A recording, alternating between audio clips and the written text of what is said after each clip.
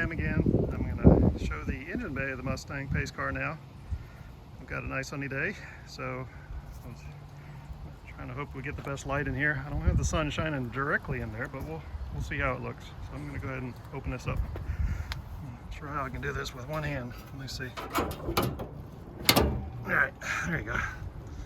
And again, I'll show you when I put the hood down how easy it latches. You could latch it with one finger. It's so easy to go down. It clicks in perfectly. All right, so this is a 260 V8, 260 cubic inch V8 Ford engine, and that's all that came in these pace car coupes. All the pace car coupes were equipped identically the same, best as we know. This is the original engine. Everything is date coded correct for the car. I have a picture of the block casting date in the auction gallery, so that's all there. Everything was rebuilt. Everything was sent to the machine shop, and new bearings, pistons. I believe it's 30,000s over. I'd have to go back and refer to paperwork on that to be 100% sure, but I believe it's 30,000s over. And the crankshaft may have turned standard. I can't remember exactly, but if not, it was maybe 10,000s, 1010 on the rods and mains. So it was not very well worn. And I think I mentioned in the auction also, I believe the mileage is correct on the car at 68,000, but again, I don't have any documentation or proof for that, so you just have to take my word for it. All right, so first thing we notice on the 64.5, a lot of people might be wondering, where's your 260 CI decal? Well, they didn't have those on the early cars, so that's kind of a unique feature. And what happens on a lot of restorations is that a lot of people buy these decal kits, and they'll buy a decal kit for a 260, and it'll come with the 260 CI decal, so they just think, well, it came in a decal kit, I should put it on. But actually, it's not right. I don't know that any these cars had the 260 CI decals. Maybe some very, very late 64.5s might have had them right before they switched to alternator cars, but most of the pictures I've seen original cars, I haven't seen a 260 CI decal. Same goes for 289, and that was a 289 decal was a low compression, and one of the mistakes I see is some people put the 289 with the premium fuel decal on there. It's got the little black and white check on the sides. That's not right either. You should just have a regular orange decal like a C code with orange and black. Anyway, I don't want to get into the weeds, although I can pretty quickly, as you can tell. So anyway, so the engine's all rebuilt, and it actually had all, so this is really cool about the engine. The only thing that was not original on this engine, well, that was actually missing, was the heat shield for the generator. That was the only thing. And it had the bracket bolted still on the block, which is kind of cool. But anyway, that was the only piece that was missing. So when I restored the car, it had the original water pump. I had the original water pump rebuilt. It had the original fuel pump. I rebuilt the fuel pump. Carburetor, I rebuilt the carburetor. Distributor, I rebuilt the distributor. All this stuff. The power steering pump, I rebuilt it. And what's cool about the power steering pump, this is an early Eaton power steering pump. Some of you may have heard of a product called Evaporust. All I did was soak it in Evaporust, and I protected it with rust inhibitor, and that's exactly what it looked like right there. It's cool. It's got some of the paint marks and things still on it. I put a rebuild kit in it, and I repainted the reservoir with the correct margin, and I had the bolt. So this is another mistake you see sometimes on cars. They paint all this silver with the bolt and everything. That's not right. The bolt's zinc plated in the washer, and you should have a natural rubber seal there. And also, this cap shouldn't be painted. That cap is zinc plated, and that's an NOS one I found. All right, so I mentioned it does have the original fuel pump on the car, which has got the filter housing underneath it, the screws on. That's a reproduction piece. It's got the correct gas hose on there with the correct crimp clamps. And those are the real ones. Those are NOS crimp clamps. They don't have little divots in the middle of them.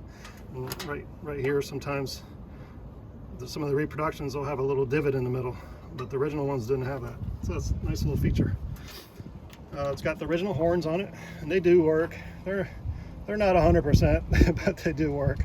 Might could clean up the contacts a little bit more and make them look better, or make them sound better. Let's see, that's an NOS regulator on there. I did have to buy a reproduction cap. because I didn't have that artwork for the blue Fomoco. So I bought a reproduction cap, and then I had the artwork. I had a friend do the artwork for the polarization instructions for the stamp, so I had the stamp made, so I stamped that on. And another cool detail on a 64.5 is it's supposed to have this little terminal protector on the side here.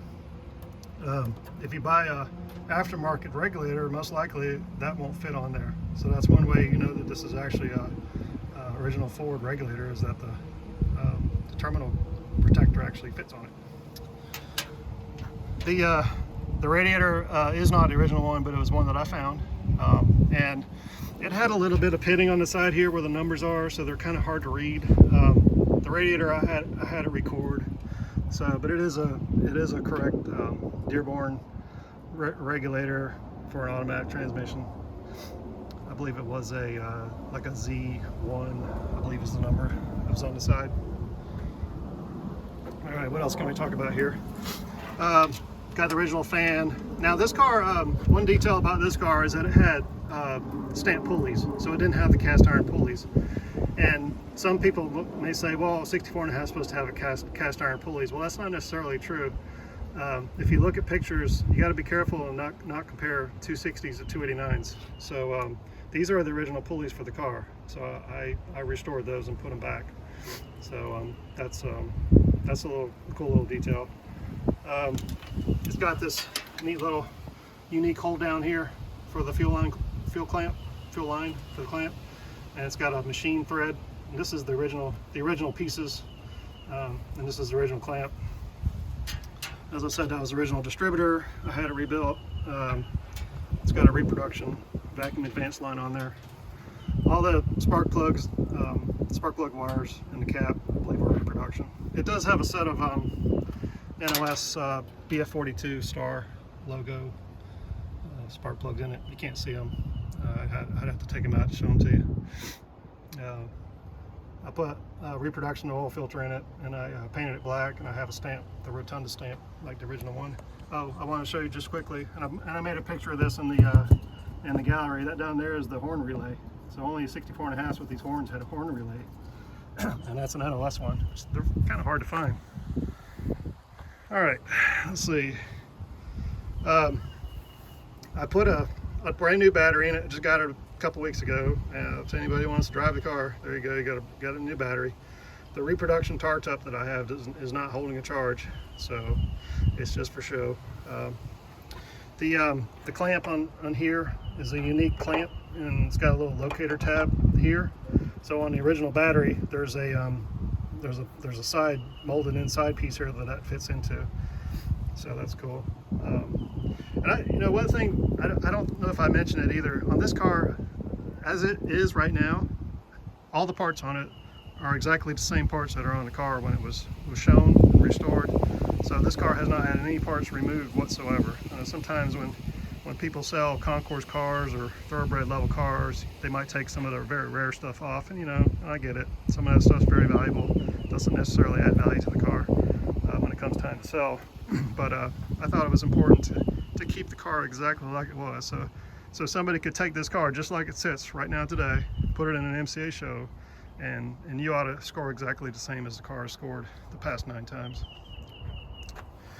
The regulator is the original one. I rebushed it and put new bearings in it, so it's all done. The solenoid, I did some tricks on the solenoid here. It's kind of went through extreme measures. This is a reproduction solenoid, but the problem with the reproduction solenoids is, number one, they don't come with the correct nuts here. So you see these nuts are supposed to have tooth washers on them. So the reproductions don't come with those. And another important detail is the reproductions have a coarse thread. I can't remember what they call these. They're not studs. There's another name for them. But anyway, I had a guy I know that has rebuilt some of these, and I sent him the 2 original of these fine thread. Maybe they're called bones or something like that. I can't remember. But anyway, I sent those to him, and so he put those into this reproduction, and then I put the correct nuts. And it's actually, if you look here, it's got a little bit of sealer in here, gray sealer like the original. So that's a pretty good reproduction there. Got the original wire harness here, right this piece here. Let's see. Oh, well, another thing is I want to talk about the color of this solenoid. So a lot of people might expect to see a 64.5 with a brown solenoid. So, you know, there's a lot of mixed information on that. There's the Henry Ford 001 car actually has a black solenoid. This car had the original solenoid on it. It was black. I've seen very many other early cars that had black solenoids. So I think it's an either or thing. I don't think it should be a hard rule that it should be brown. So anyway, I put back what I found on the car.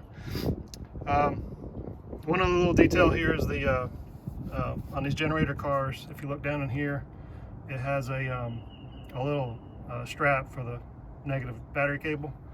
You can seem to get a good focus on it there.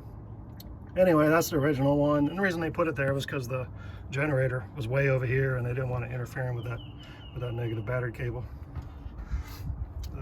All new hoses and clamps and all that kind of stuff, normal restoration type stuff. The front shocks on it are auto lights. They're the later auto lights. They have C8 markings on them, but they are Ford, so that is good enough for MCA Concours. I couldn't find any original ones, and if they did, they would be pretty bad. There's a little bit of cracking in the rubber here, but it's really just superficial. It doesn't have anything to do. It's just mostly cosmetic. Got the original PCV, hex style PCV valve there. You can see the 3-wire for the heater motor with the off in the center position. You see the sound deadener on the firewall that seals all the pieces as they come through. That was part of the manufacturing process. We got original style master cylinder over here with the dome cap, and that's the original brake light switch on there. Original wiring. Yeah, so all that stuff there. Sound deadener on the firewall again. Original steering box was rebuilt. Another detail is the hood hinges were black on these early cars, which led into the early 65 production. So those are the original ones. So we had them cleaned them up and painted them. All right, I got a picture of the carburetor in the gallery. It is the original carburetor. So just a couple little last things here. Just want to point out the early open hood adjustment bumpers. So you can see the screws in them. Those are originals. I had them replated. I don't like the repros, so I think the repros have a longer stud on them, so I had those replated. So those are the original ones. Here's another little detail about the pace car, and a little anomaly which makes us reminded that these cars were put together by humans. This bracket here, this is the original radiator support. So this bracket actually was put in the wrong position, and so it's down farther. So you have to adjust this all the way up. If you look, you see how many threads are shown on that one, and you go and look at this one, and look at that. there's your factory blunder right there. Yep. Original latching mechanisms and all that stuff was restored. This is not paint. This is phosphate finish like original.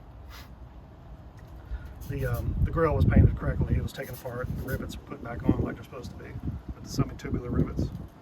And I do not know if you will be able to see this, and I think I pointed out in the auction, but if you look right in here, you can see PACE, and underneath here is CAR for pace car. So that was written on the radiator support originally. So a lot of people don't realize that was put on before the black was painted. So I did that correctly. And there's also down in here some codes that were written on there. So I put those back on the car when before I painted the engine bay black. So alrighty, I think that's about all I have for now.